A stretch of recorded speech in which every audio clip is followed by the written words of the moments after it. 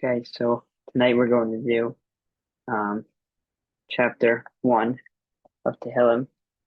Thought it would be a good parak to study. Aleph, it's just how sometimes you want to look in the very beginning to see how the author, wants to make his introductory remarks. So that's why I wanted to see how Tehillim started. So for us to study that together. Parak Aleph. It's also a short one, but I think it's very meaningful. So to notice, Pasuk Aleph starts with the word Ashrei. So explain that Ashrei is this very powerful word which David Melch used to describe these feelings of great happiness. He quotes the pasuk, "Kamu v'nevi ashrua ba'ala v'yahala," that was saying H.S. Chayil, that this word of Ashrei relates to this word of praise, um, and that it's used in the Gemara says that Kol Parsha Shahaisa Chaviva al David, that any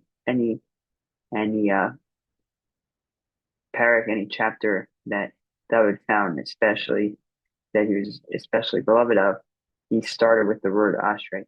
So that's why perhaps he chose to start the Hillim. Oh, the Hillim, he opened it up with the word Ashrei. But either way, the summary of this parak, Tehillim 1, chapter 1, is that the article describes that it's a guide to life itself. This chapter, that to avoid the influence of those who do evil and to adopt the study knowledge of Torah as your main goal. If you do that, God will reward you. That's in essence what this chapter is about. To surround yourself with Torah and to try to be a tzaddik and try to separate yourself from those who do evil. And as a result of that, God rewards you. Um, Additionally, this chapter of Tehillim is kind of broken up into three different parts, each two psukim. The first is just to separate what are the difference in actions between a tzaddik and a rasha, between someone who's righteous and someone who's evil. Um, the last part is explains like what is going to happen, what is going to be the result of someone who's a tzaddik and the result of someone who's a rasha, and then there's the middle as well, which describes kind of the difference between the two. So that's the outline. Now let's go through the psukim. Let's go through these six verses, chapter 1. So we start off by saying, Ashrei ha'ish asher lo halach be'atas risha'im v'derech chata'im lo amad v'moshav leitim lo yashav. Ashrei ha'ish means praiseworthy is the man. Tov lo la'ish, meaning they explain that it's good for the man.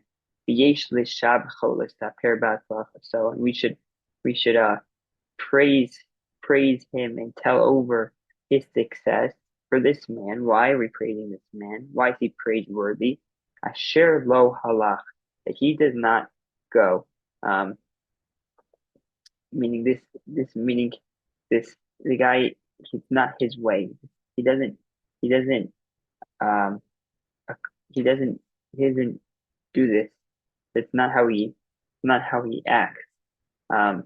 Not it's not his way to go to walk be'atas rishayim, in the counsel of the wicked, according to the advice of wicked.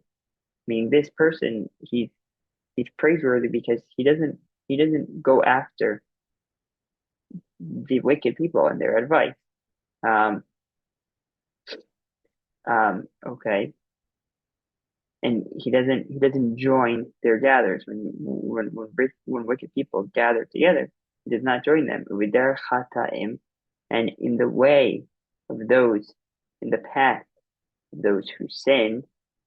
Lo amad, he does not stand. They explain further here that the chataim, people, sinful people who regularly sin, and it's as if sinning is their job, sinning is their business. That is what they do. So he does not follow them. He doesn't look after them in their eyes to see what they're doing. Uvmoshav leitzim, and um, in the place where leitzim, leitzim means like scorners, people who scoff, people who kind of mock different things. Um, Lo yashav, he does not sit. So so so that's this praiseworthy man that who does not go after. He, first thing that he does first, his first action is to separate himself from people who influence him negatively. And it's a little bit repetitive, right? That seems a little similar. The first we give three different types to describe a way which we describe the person. Halicha is walking, and then you have Amida, which means standing, and Yeshiva, which means sitting, and three different ways, which is all very repetitive, right? Three different ways that we describe different wicked people, three different ways which we describe how we want to distance ourselves from them. But the point is that the person who fears God um, wants to really prevent himself from accepting the from from listening to or being influenced by by the wicked people. He's going to take all the necessary precautions to do so. That's step number one, is that there's this world with many negative influences, and the praiseworthy man is the one who takes the proper precautions to make sure he's not influenced by these wicked people. What does he do instead? Pasuk Beit 2. Ki im b'torat Hashem chavzo. Rather, as opposed to the advice, as opposed to the influence of these wicked people, this person, um, um, this person goes after he desires, he wants to follow the Torah of Hashem. Um, and yeah, the word chafzo, desire, means that this means his desire. That the tzaddik, all he wants to do is he yearns for God. That's what he wants. Uvitorato, and in his Torah, yomam v'layla. He meditates. He feels. That's what his brain is busy with. That's what occupies him. Yomam v'layla, day and night, meaning all the time. It's interesting here in this pasuk. This pasuk is basically saying that as opposed to following after the wicked people, being influenced by them, the praiseworthy man, he runs after the Torah. That's what he desires, and that's what occupies his mind. The interesting part about this pasuk, though, is that first it calls it Torah to Hashem. First it calls it the Torah that belongs to God, and then it describes it as Torah so, and it describes it as his Torah. So, both in Masada Cook and also in the Art Scroll, a very nice explanation that first we refer to it as the Torah of God, because Torah really comes from God. But after a person starts studying it and works up a sweat, and he's very busy in Torah trying to understand it, then it becomes Torah itself. Then it becomes his Torah, not just the Torah of Hashem. It belongs to him. It's his Torah as well. So that's a nice explanation. But anyways, so that's this praiseworthy man, person who desires the Torah, separates himself from the negative influences, instead busies himself with Torah. And so what will be the result of that? If you do that, if this praiseworthy man does that, and we do that, so this guy will turn into Pasuk Gimel 3, V'haya ke'et Shatul al Page Mayim. So he's going to be like a tree that's deeply rooted alongside brooks of water. Um, well, first of all, the Torah is often compared to water, and man is often compared to a tree. So therefore, this mashal is like the tree who's going to be planted along the brooks of water that we're going to be planted inside, like inside the the water of Torah, this brook of Torah. This word palge mayim, meaning brooks of water. Pa, pa, the word plag, or is often used in context of dividing, like plaga mincha, or the Gemara says pliga, meaning to argue against, it means divide. But what it means here, Rav explained, is that Palgay denotes many brooks streaming from one common source. So too, Torah saturate life in all aspects and make it bear fruit. That Torah comes from one place, right? And it's many different brooks that stem from the Torah, many different bodies of water, but influencing all different aspects of life, and it all comes from the Torah. That's and this person will be deeply rooted. He's going to have his roots be alongside that brook of water, alongside the Torah. Um, okay. Asher Pirio Yukim Bito. So so this tree, right, the sky is like this tree. So this tree, it's going to yield its fruit, Bito, in its proper season. The Alehu Lo Hibo, whose leaf never withers, it never dries out. V'chol asher yaseh yatzliach, and everything that he does, he will succeed in. So the payros of a tree, the fruit of a tree, is in the nimshal here, in the comparison to a person, would be like the actions that this person does. So this person who's rooted in Torah means that he's going to be able, he's going, his the actions that he does, everything that he does is going to give over good fruit. And it's his leaf. They explain here that his leaf, that even the worldly discussions of Torah scholars, they usually discard a leaf, merit careful study. That even that is going to be important. His leaves, even those two are not going to wither. They explain here additionally that so that it's like the tree that gives fruit to the world at a time where people desire their fruit. So too the person who meditates on the Torah of Hashem, who studies the Torah of Hashem, and who walks in the Torah's ways. So people are going to benefit from his actions when they need him. And therefore people are going to be able to rely on him. They explain the leaf part, that the leaves are never going to wither, that people are going to rely on his shade, basically rely on his comfort, the person to provide comfort for him all the time. The leaf will never wither. He'll always be able to provide advice and comfort for his people. And finally, and everything that he does, everything that this person does, he's going to succeed in because he's rooted in the Torah. And then to contrast it, Pasuk Daled, right? We're going just comparing, contrasting we're just basically contrasting the tzaddik and the rasha. So Daled for the rasha lochein harishayim, as opposed to the wicked people. This is not the nature of wicked people. Ki im kimotz asher tidfenu ruach. They are like the I don't know how to pronounce this word, chaff. It's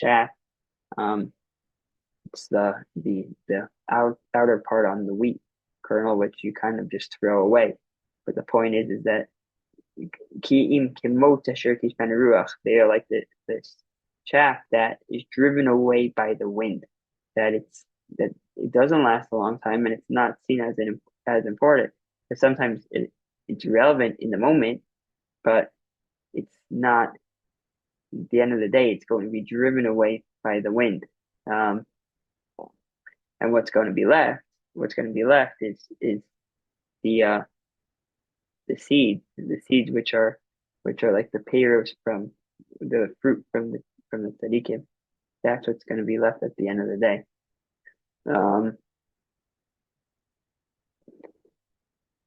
Yeah, and the wind driving them away. They describe that God is going to eventually take them and bring them to far away place where they're no longer relevant. Um, yeah, okay. So then we say in five pasuk hey 5 al kain therefore lo yakum rishaim b'mishpat v'chataim b'dat tzadikim, that therefore because of this, um, because the actions of wicked people, because of their actions, they're not going to be vindicated. Rather they're going to be judged. Um, they describe both in this world that God is not going to help them and give them this hashgacha, this influence to help everything that they need. And also at the end of the day, when that time comes for the final judgment, they're not going to be vindicated. They're rather going to be judged. They're going to be judged harshly for their actions. Um, yeah, and that the chataim badat tzadikim, nor the sinful in the assembly of the righteous. So they describe here that these sinners, they're not going to be vindicated with the righteous people, because God is going to separate the tzaddikim from the Rishayim, just like just like you pull the kernels of the wheat back to that metaphor out of the shaft.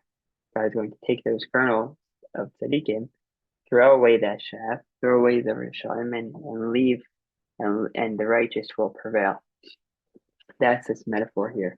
Ki Yodea Hashem. Why? Because Hashem knows, Hashem can attest to Derech Tzadikim, the way of Tzadikim.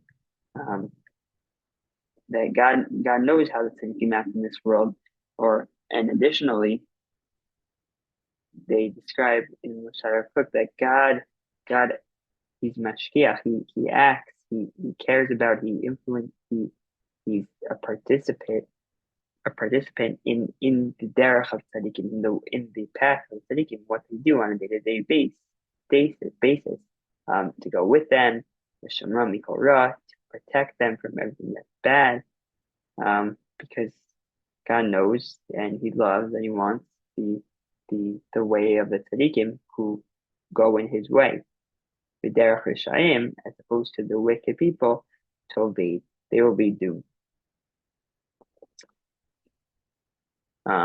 That not which is unlike the wicked people, that they're going to eventually be laborvally batal min olam, to be passed and destroyed from this world.